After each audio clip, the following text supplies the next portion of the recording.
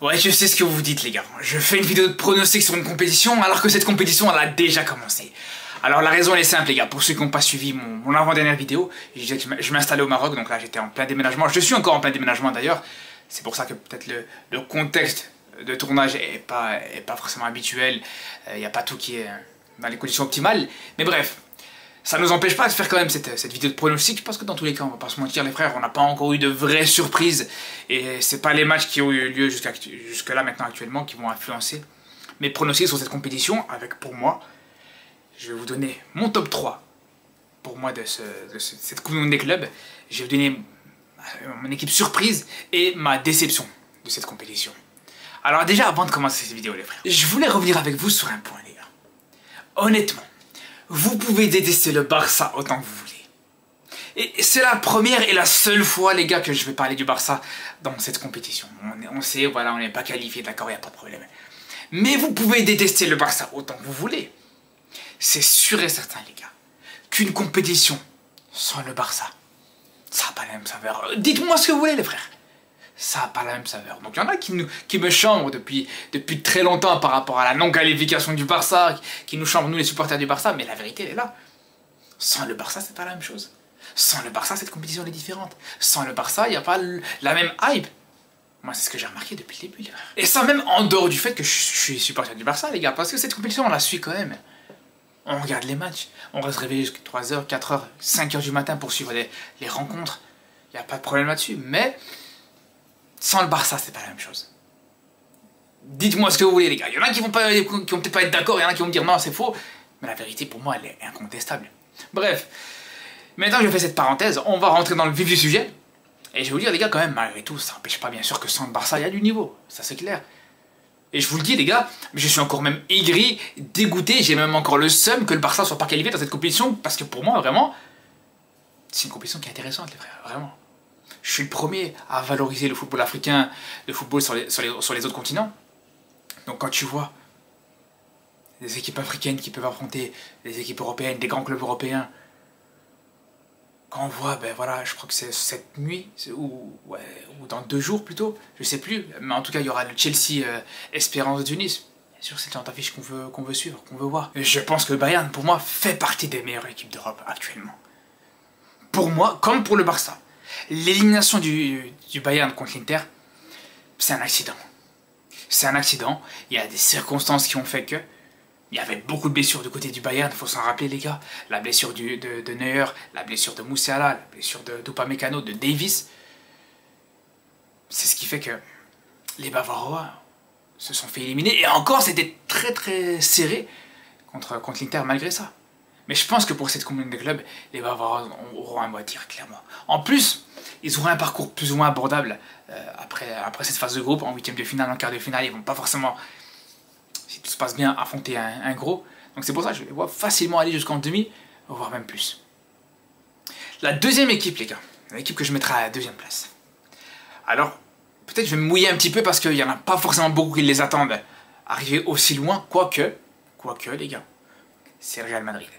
Alors ça reste le Real Madrid, quoi qu'on dise, même si voilà, ils ont connu une saison compliquée, même si voilà, ils ont un changement de coach, un coach qui vient d'arriver, un Xabi Alonso qui vient d'arriver, est-ce qu'il aura le temps de mettre sa patte en place pour cette compétition-là? Ça va être compliqué, c'est sûr et certain, face à des équipes qui ont déjà des automatismes, le PSG, le Bayern justement, et plein d'autres équipes comme ça. Mais, voilà, malgré tout, quoi qu'on dise, ça reste le Real. Ça reste le Real Madrid, les gars.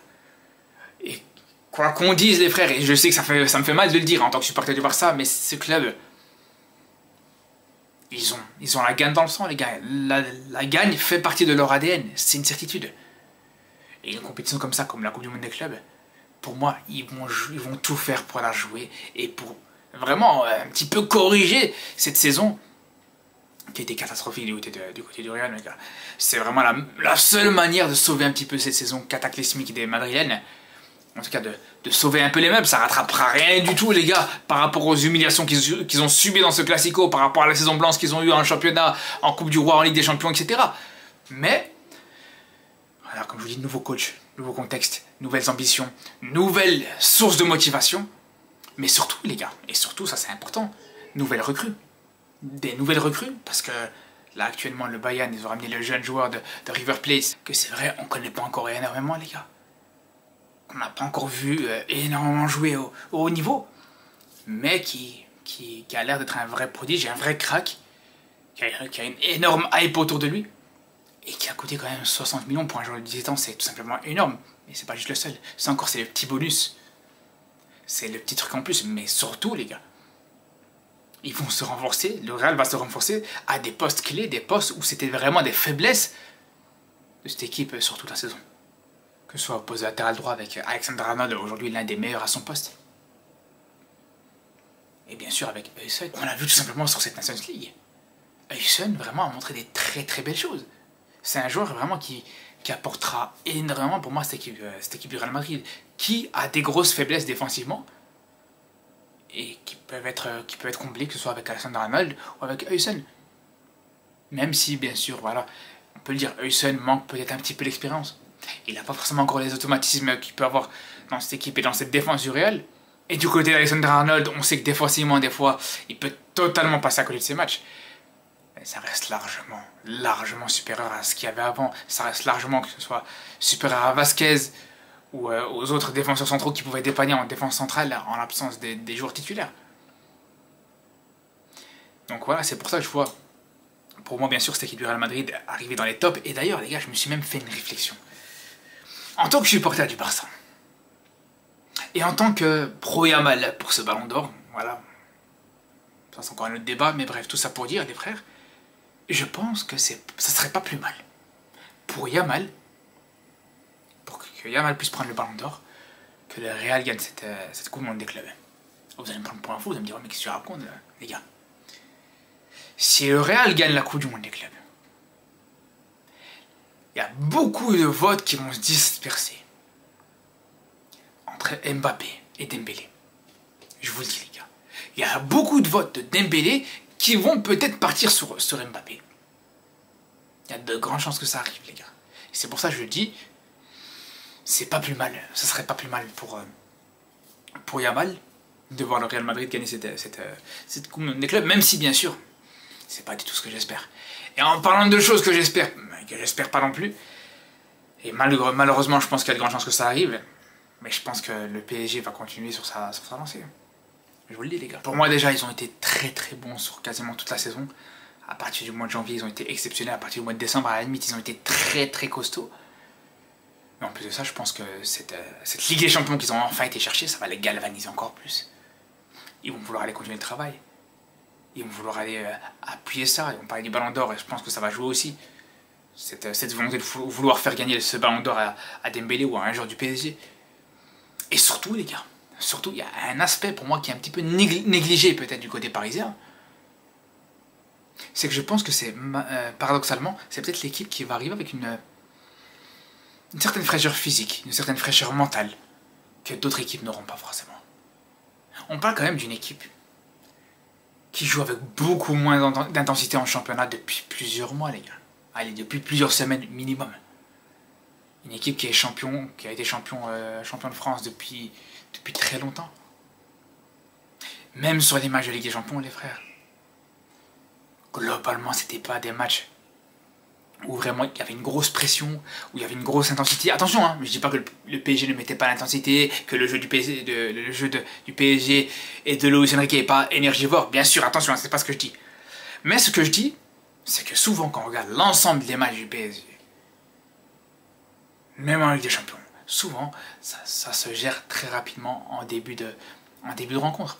Et si on prend la double confrontation contre Arsenal par exemple, au début l'intensité qui a été mise par les Parisiens sur le match aller, c'était très costaud, c'était très fort et c'est ce qui a amené le but parisien. Puis juste derrière, quand on regarde la deuxième mi-temps, que ce soit au match aller ou au match retour, t'avais une équipe du PSG qui était dans la gestion du rythme, dans la gestion du match. Pareil, on l'a vu encore une fois, même dans la finale, les gars, où les Parisiens ont su faire la différence directement, ou après 20 minutes, et encore un petit 20 minutes, je suis encore très gentil, mais on pourrait même dire après 15 minutes, le match était plié. On va pas se mentir, les gars, même s'ils ont joué une finale, ça restait une finale avec une intensité vraiment très très modérée. C'était un PSG vraiment dans la gestion. Et même chose, encore une fois, on l'a vu, pas plus tard qu'hier contre l'Atlético, où c'était encore une fois le même scénario. Tout simplement. Et je pense que ça peut être bénéfique sur le plan énergétique pour les Parisiens pour aller continuer sur cette lancée-là. Même si, bien sûr, il y a des joueurs qui doivent être vraiment à bout physiquement. Je pense à Hakimi qui, en termes de match, depuis la saison dernière, depuis les JO derniers, il ne s'est pas arrêté. Même sur cette trêve internationale, il a joué, il a répondu présent. Mais malgré tout, les gars, je pense que voilà, les Parisiens sont encore frais pour aller chercher quelque chose. Et surtout que voilà, on parle d'une équipe avec une profondeur de banc qui est exceptionnelle. Je pense que c'est une des équipes en Europe qui a le meilleur banc actuellement, les gars. De toute façon, c'est simple, c'est comme ça qu'ils ont gagné cette Ligue des Champions, ça joue beaucoup. Pour gagner une Champions League, pour gagner une compétition comme la Champions League, il faut avoir un banc de qualité. Est-ce qu'il est le cas du PSG? Est-ce qu'il pourrait être le cas dans cette Coupe du Monde des clubs? Après, je parle du PSG, mais justement, je pense que la déception, est-ce que ça sera vraiment une déception, les gars? Parce que je pense pas qu'on a vraiment de grosses attentes sur cette équipe maintenant. Mais dans cette Coupe du Monde des clubs, pour moi, une équipe qui va complètement se planter, qui va complètement se vautrer, les gars, je pense que c'est l'Inter. Est-ce que ça serait vraiment une surprise? Est-ce que ça serait vraiment une déception? Je pense pas, les gars. Après cette finale qu'ils nous ont pondue, c'est sûr et certain qu'on a vu à quel point cette équipe de l'Inter était très limitée, les gars, on va pas se mentir. Pour moi, je vous dis la vérité, ça m'étonnerait même pas qu'ils se qualifient en huitième de finale et qu'ils se fassent éliminer par les Mamelodi Sundowns, les Sud-Africains. Je serais même pas choqué. Je serais pas choqué du tout, les gars, je vous le dis. Sinon, en termes de surprise, les gars, honnêtement, j'aurais bien aimé vous dire le Wydad pourrait gagner cette Coupe du Monde des clubs, ou le Wydad pourrait aller loin dans cette Coupe du Monde des clubs, ou voire même une équipe africaine qui pourrait faire cet exploit-là. Mais je pense que ça va être compliqué, les frères. Vraiment, je pense que ça va être compliqué pour ces équipes-là, pour le Wydad déjà pour commencer. À partir du moment où on est loin d'être sur l'un des meilleurs Wydad de l'histoire. Alors même si le Wydad s'est renforcé en dernière minute avec l'arrivée d'Amrabat, l'arrivée de certains joueurs comme ça, pourquoi pas, mais de là à vraiment faire une grosse performance, à faire une grosse épopée dans cette compétition-là, comme je vous dis, non seulement cette équipe du Wydad, c'est pas forcément la meilleure équipe africaine du moment, mais c'est même pas la meilleure équipe marocaine, les frères. Si on m'avait parlé à la limite du RS Berkane qui vient de gagner le championnat marocain, qui vient de gagner la Coupe de la CAF, qui est l'équivalent de l'Europa League africaine, peut-être qu'on aurait pu imaginer, qu'on aurait pu rêver certaines choses. Mais là, les gars, je vous le dis, hein, j'y crois absolument pas pour le Wydad, malheureusement. Alors, juste si le Wydad arrive à sortir de cette phase de poule, ça serait déjà exceptionnel. Si le Wydad arrive à se qualifier en huitième de finale, ça serait déjà incroyable. Mais de là à faire une grosse épopée de se qualifier en demi-finale, pour moi, hein, je vous le dis, si le Wydad se qualifie en demi-finale de cette Coupe du Monde des clubs, on serait sur le plus gros espoir du football marocain. On serait vraiment sur le plus gros espoir du football marocain qu'on a pu connaître dans toute l'histoire. Au-dessus de ce qu'on a pu voir à la Coupe du Monde 2022, étant donné que l'effectif du Wydad est beaucoup plus restreint et beaucoup plus limité que l'équipe du Maroc à cette Coupe du Monde-là. Ça, c'est une première chose.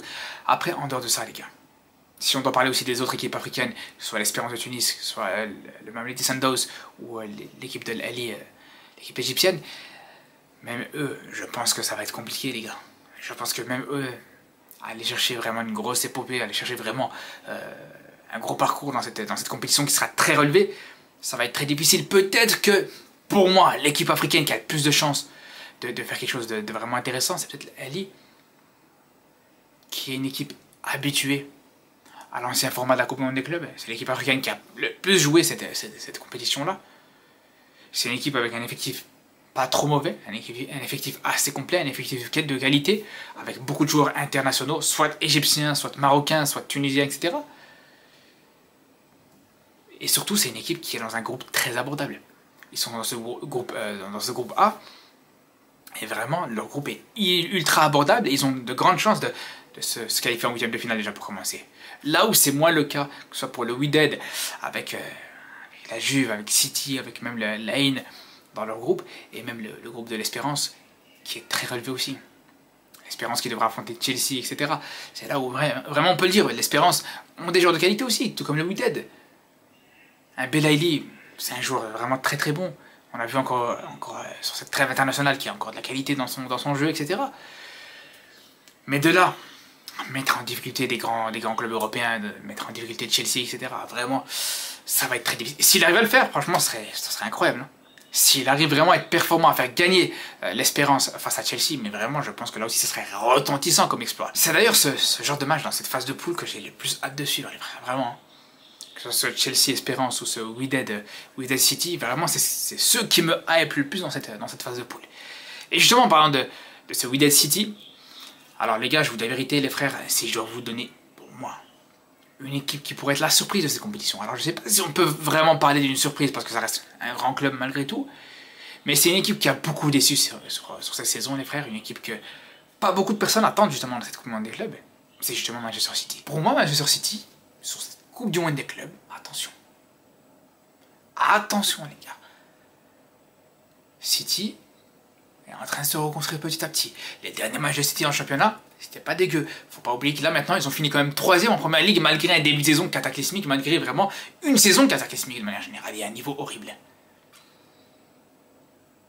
C'est une première chose. Deuxième chose, il y a eu des recrues. Il y a eu un Marmouche qui est arrivé entre temps. Bon, alors c'est vrai qu'il a participé à ses éliminations en Ligue des Champions, etc. Mais entre temps, voilà, il a pu s'acclimater. Faut pas oublier que le match de barrage contre le Real Madrid, ça faisait partie de ses premiers matchs avec les Citizens. Donc c'est normal qu'à ce moment-là. Et malgré tout, hein, sur le match retour, on se rappelle, hein, le but de Nico Gonzalez vient d'un coup franc très bien tiré de Marmouche. Donc ça, c'est une première chose. Il y a Aït Nouri aussi qui va être intéressant sur le côté gauche, non seulement pour donner son apport offensif sur son couloir, etc., mais aussi pour permettre à Guardiola de revenir dans l'axe et de donner une meilleure solidité à cette équipe de City qui était compliquée jusqu'ici, les frères. Et surtout, les gars, le retour de Rodri. Alors maintenant, ça va être le point d'interrogation et la question. À quel niveau sera Rodri dans cette compétition? Est-ce qu'il arrivera à mettre toute l'intensité qu'il devra mettre dans cette compétition? C'est ça vraiment la question. Mais je pense que City vont pas être ridicules dans cette Coupe du Monde des clubs. On va voir ça, on va suivre ça. D'ailleurs, on se retrouve très vite pour des débriefs de matchs de cette Coupe du Monde des clubs. On va suivre en grande partie justement les matchs de City, du Wydad de Casablanca, du Real Madrid, du PSG, peut-être aussi de l'Espérance, le groupe de l'Espérance et de Chelsea m'intéresse aussi un petit peu, on en parlera. En tout cas les gars, je vous dis à très vite, et surtout d'ici là, prenez soin de vous.